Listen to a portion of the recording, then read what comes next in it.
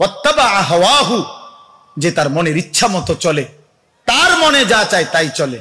প্রিয় ভাই শুনেন, আল্লাহ কি সাংঘাতিক কথা বলছে।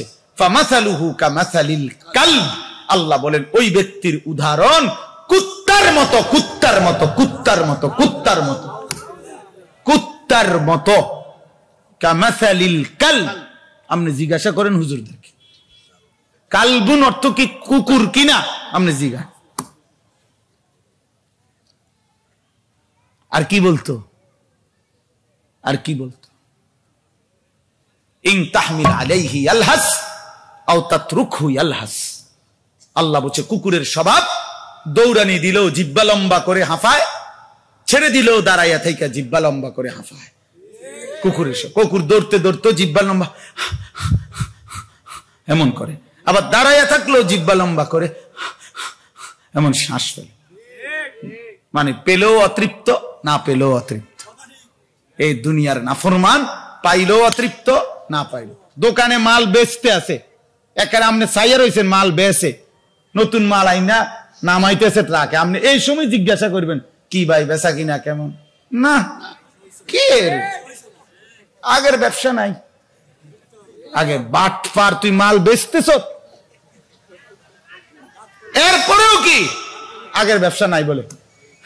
আগের কোন আমলের ব্যবসা নাই? কি নূহ নবীর আমলের নাকি? বেটা কোন আমলের ব্যবসা নাই? যদি আজ থেকে 100 বছর না 500 বছর আগের ব্যবসা না থাকে তো তুমি এই সময় আইসো কিতা? তুমি এই সময় না থাকতা ফাজিল কোথাকার। তুমি এই সময় আইলা কেন ব্যবসা করতা? তুমি যে সময় ব্যবসা আসিল সে সময় আইতা।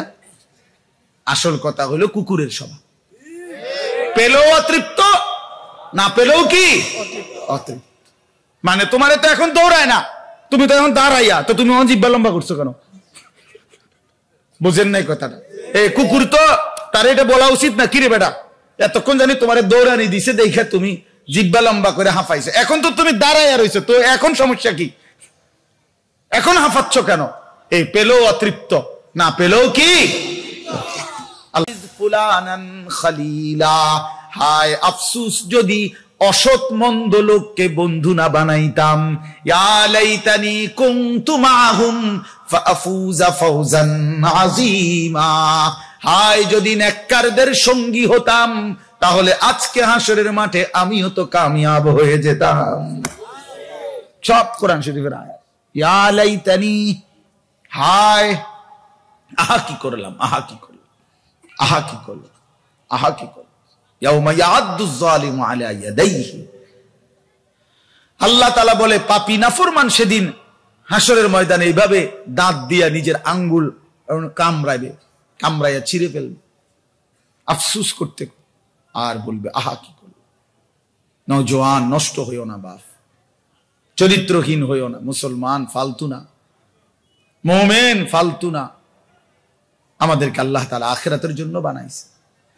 নবী সাল্লাল্লাহু আলাইহি ওয়াসাল্লাম বলছেন কুনু আবনা আল আখিরা ওয়ালা তাকুনু আবনা আদ-দুনিয়া।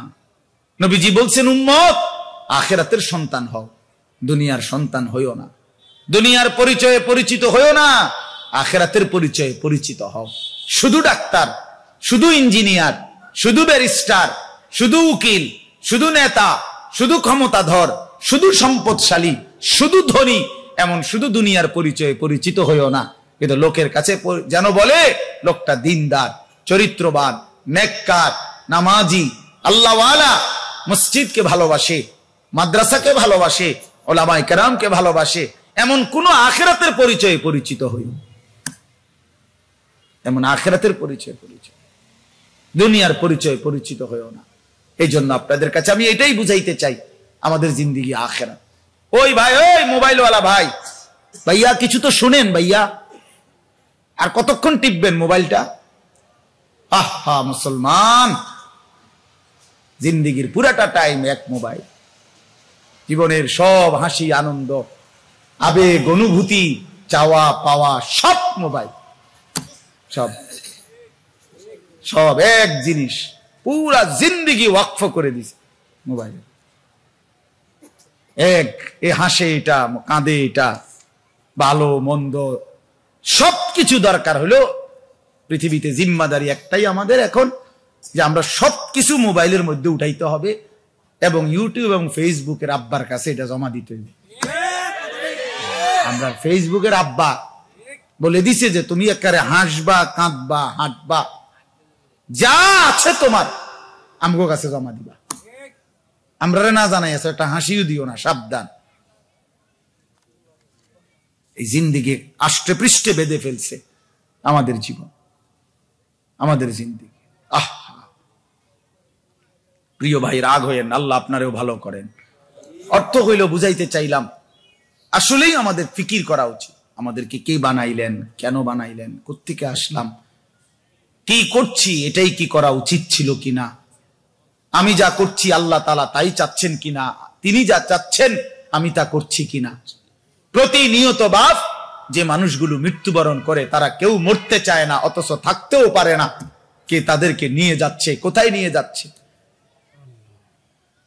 হ্যাঁ, এ তো ভাবা উচিত।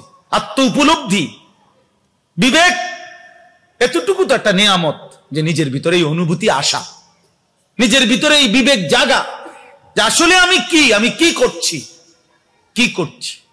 ওয়ালা তাহসাবান্নাল্লাহা গাফিলান আম্মা ইয়ামালুজ জালিমুন। আল্লাহ বলছে, বান্দা তোমরা, আমি আল্লাহকে একটা পাপীও তোমরা ভেবো না যে তোমরা যে যা করছো আমি আল্লাহ তোমাদের থেকে গাফেল না। বান্দা, আমি সব খবর রাখি। ওমা রব্বুকা বিগাফিলিন আম্মা তা'মালুন। আল্লাহ বলছে, আফা হাসিবতুম আন্নামা খালাকনাকুম আবাথান। তোমরা কি এই ভেবেছো আমি আল্লাহ তোমাদেরকে অনর্থক বানিয়েছি? কথা বলেন, অনর্থক বানিয়েছেন আল্লাহ তাআলা? কোনো লক্ষ্য উদ্দেশ্য নাই, কোনো লক্ষ্য উদ্দেশ্য নাই। হ্যাঁ, তাহলে একটা মাটির পাতিলও তো কুমার উদ্দেশ্যহীন বানায় না, তো আমার মতো এক মানুষকে আল্লাহ তাআলা উদ্দেশ্যহীন বানাবে কেন? এজন্য দোস্ত, বাবা, বন্ধু, সবাই মিলে এটা ভাবিন, আমাদেরকে আল্লাহ তাআলা আখিরাতের জন্য বানাইছে, আল্লাহ নিজের জন্য বানাইছে, আমাদেরকে আখিরাত দিবে বানাইছে। দুনিয়া আমাদের মিলবে না। দুনিয়া কাফের বেঈমানকে তাদের প্রত্যাশা মতো দুনিয়া, দুনিয়া তাদের জন্য। আমরা বকাদ্রে জরুরত, প্রয়োজন মাফিক দুনিয়া আল্লাহ আমাদেরকে দিচ্ছেন, কিন্তু পূর্ণাঙ্গ আল্লাহ তাআলা আমাদের সমস্ত চাহিদা মুমিনের পূরণ করে দিবেন জান্নাতে। লাহুম মা ইয়াশাউনা ফিহা ওয়া লাদাইনা মাজিদ। শুধু এদ্দুর না মিয়া, আল্লাহ বলছে, বান্দা জান্নাতে তোমরা যা চাইবা তা তো আমি দেবই, এর পরেও আমি আল্লাহর কাছে আরো অগণিত কোটি কোটি আছে, সেগুলো আমি দেব। মানে তুমি চাইবাই কিতা, তুমি জানোই কিতা, তুমি কি জানো? জান্নাতে জান্নাতি বান্দাকে যদি ফেরেশতা বলে, ভাই সাহেব আপনাকে এখন ফল দেব, আপনি কি কি ফল খাইতে চান, তো আপনি কয়টার নাম কইতেন পারবেন? 20টা। কথা বুঝেন নাই?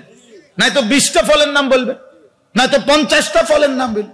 ফেরেশতা তখন হাসি দিয়া বলবে, আয় হায়, এটা তো মোগরা ফারা না, এটা জান্নাত, তো এটা ময়নামতি সাবের বাজার না, এটা জান্নাত দোস্ত। 20,000ও কইলেন না, 20 লাখও বললেন না, কি কইলেন? উদা 20টা ফলের নাম। তো এই জন্য আল্লাহ তাআলা বলছেন, আমার বান্দা যা চাইবে তাও দেয়া হবে, ওয়ালাদাইনা মাজিদ। আমি আল্লাহর কাছে আরো অগণিত আছে, আমি আল্লাহ নিজের থেকে আরো কোটি কোটি নিয়ামত দিতে থাকবো। এজন্য প্রিয় বন্ধু, প্রিয় বাপ, আল্লাহ আমাদেরকে আখিরাতের জন্য বানাইছে, আখিরাতের জন্য বানাইছে। খালাকতুল আশিয়া লি আজালিকা ওয়া খালাকতুকা লি। হাদিসে কুদসির মধ্যে আছে, আল্লাহ বলে, বান্দা গোটা জাহান আমি তোমার জন্য বানিয়েছি, শুধু তোমাকে আমার জন্য বানাইছি। सारे दुनिया तेरे लिए, तू सिर्फ मेरे लिए। सारे दुनिया तेरे लिए, तू सिर्फ मेरे लिए। तमाम दुनिया তোমার জন্য, তুমি শুধু আমার জন্য, তুমি শুধুই আমার জন্য। তুমি আমার হয়ে থাকো, तमाम দুনিয়া আমি তোমার জন্য দিয়ে দেব। হুয়াল্লাযী খালাকা লাকুম মা ফিল আরদি জামিআ ওয়াসাখখারা লাকুম মা ফিস সামাওয়াতি ওয়াল আরদ। সব তোমার জন্য। এজন্য আল্লাহ তাআলা আমাদেরকে আখিরাতের জন্য বানাইছেন, নিজের জন্য বানিয়েছেন, আল্লাহ তাআলার গোলামি করার জন্য বানিয়েছেন। অতএব যেই উদ্দেশ্যে বানানো হয়েছে, সহজ কথা মনে রাখবেন, ওই কোন বস্তু দ্বারা যদি ওই উদ্দেশ্য পূরণ না হয়, মানুষ সেই বস্তুকে ছুঁড়ে মারে। কথা বোঝেন নাই? এইটা যে মাউথ, এটা কথা আপনাদের পর্যন্ত পৌঁছাবার জন্য দেওয়া হয়েছে এখানে। এখন আমি বসলাম, ওয়াজ শুরু করলাম, এটা দিয়ে কোনো আওয়াজ বের হয় না। 10 মিনিট 20 মিনিট মনে করেন চেষ্টা করছে, আওয়াজ হয় না। অপারেটরওয়ালা খটর মটর করছে, যাই করছে, মন ধরেন এটা দিয়ে কোনো আওয়াজে আসে না। এখন আমরা সেতমু কিনা, আরে কথা বলে আমি জিদ উঠবো কিনা হের উপর, তো হেরে কি বলবে তখন? হেরে সেত উঠলে আমি কি কমু? কমু বেড়া তোর এটা মাইকো না, মাইকের জাতো না, দূর তোর ফিসা দিয়া ফির বলবে কিনা বলেন? এটা মাইকো না, মাইকের জাতো না। কারণ এটাকে যে উদ্দেশ্যে বানানো হয়েছিল সেই কাজটা তো দিচ্ছে না। অতএব আল্লাহ তাআলা মানুষকে বানাইছেন আল্লাহর গোলামি করার জন্য, লিয়াবুদুন, সেজদার জন্য, গোলামির জন্য, বন্দেগীর জন্য, আখিরাতের জন্য। অতএব বন্ধু, যেই মানুষের দ্বারা গোলামি হয় না, সেজদা হয় না, বন্দেগী হয় না, আখিরাতের ফিকির হয় না, তুমি মানুষও না, মানুষের জাতও না বেটা। তুমি মানুষও না বেটা, তুই মানুষের জাতও না বেটা। জানোয়ার ছাড়া আর কিচ্ছু না, হাইওয়ান ছাড়া আর কিচ্ছু। এজন্য কোরআনুল কারীমে আল্লাহ তাআলা পরিষ্কার বলছে রাগ করার কোন সুরত নাই। আপনি রাগ করলে আল্লাহ পাকের সাথে করেন, হিম্মত থাকলে। আল্লাহ কোরআনে বলছে ওয়াত্তাবা হাওয়াহু, সূরা আরাফের মধ্যে আছে ফামাসালুহু কামাসালিল কালব। আল্লাহ তাআলা এক বেঈমানের উদাহরণ দিতে গিয়ে বলছে যে মনের চাহিদার অনুসরণ করে, নিজের মনে যা চায় তাই করে, নফসের অনুসরণ, হাওয়া মনের ইচ্ছার অনুসরণ। কিসের আল্লাহর বিধান, কিসের রাসূলের বিধান, কোরআনের বিধান বাদ দেবে না। কিছু মানুষ আছে না এমন, আরে রাখো সব কথায় হুজুরদেরকে টাইনা আইনো না, এমন বেদ্যপ আছে না? সব কথায় কোরআন কিতাব ধরো না মিয়া, সব কিছুর মধ্যে হুজুরারে টানো, হ্যাঁ সব কিছুতে কোরআন হাদিস নিয়ে আসো মিয়া। এটা বদঅভ্যাস তোমাদের, এটা বলে বদঅভ্যাস। সব কিছুতে কোরআন হাদিস টাইনা আনা, এটা নিয়ে বদঅভ্যাস। এমন বেয়াদব আছে কিনা বলেন না কেন? তাইলে বুঝাইতে চাইলাম যে আল্লাহ তাআলা আমাদেরকে এটা বুঝাইয়া বলতে চাইছেন যে আমরা, আল্লাহ তাআলা আমাদের এই গোটা কায়নাত আল্লাহ তাআলা সৃষ্টি করেছেন আমাদের জন্য, আমাদেরকে দিচ্ছেন আল্লাহ তাআলা, কিন্তু আমাদেরকে নিজের জন্য বানাইছেন, আখিরাতের জন্য বানাইছেন। তো বলতেছিলাম ওই আয়াতের মধ্যে আল্লাহ বলেন ওয়াত্তাবা হাওয়াহু, যে তার মনের ইচ্ছা মতো চলে, তার মনে যা চায় তাই চলে। প্রিয় ভাই শুনেন, আল্লাহ কি সাংঘাতিক কথা বলছে, ফামাসালুহু কামাসালিল কালব। আল্লাহ বলেন ওই ব্যক্তির উদাহরণ কুত্তার মতো, কুত্তার মতো, কুত্তার মতো, কুত্তার মতো, কুত্তার মতো। কামাসালিল কালব। আপনি জিজ্ঞাসা করেন হুজুরদেরকে কালবুন অর্থ কি কুকুর কিনা, আপনি জিজ্ঞাসা। আর কি বলতো, আর কি বলতো? ইন তাহমিল আলাইহি ইয়ালহাস আও তাতরুকহু ইয়ালহাস। আল্লাহ বলছে কুকুরের স্বভাব, দৌড়ানি দিলেও জিহ্বা লম্বা করে হাঁফায়, ছেড়ে দিলেও দাঁড়াইয়া থেকে জিহ্বা লম্বা করে হাঁফায়। কুকুরের কুকুর দৌড়তে দৌড়তে জিহ্বা লম্বা এমন করে, আবার দাঁড়াইয়া থাকলেও জিহ্বা লম্বা করে এমন শ্বাস ফেলে। মানে পেলেও অতৃপ্ত, না পেলেও অতৃপ্ত। এই দুনিয়ার নাফরমান, পাইলেও অতৃপ্ত, না পাইলেও। দোকানে মাল বেচতে আছে, একারে আপনি চাইয়া রয়েছেন মাল বেচে, নতুন মাল আইনা নামাইতেছে ট্রাকে, আপনি এই সময় জিজ্ঞাসা করবেন কি ভাই বেচা কিনা কেমন? না, কি আগের ব্যবসা নাই, আগে বাটপার তুই মাল বেচতেছ, এরপরেও কি আগের ব্যবসা নাই বলে? আগের কোন আমলের ব্যবসা নাই? কি নূহ নবীর আমলের নাকি? বেটা কোন আমলের ব্যবসা নাই?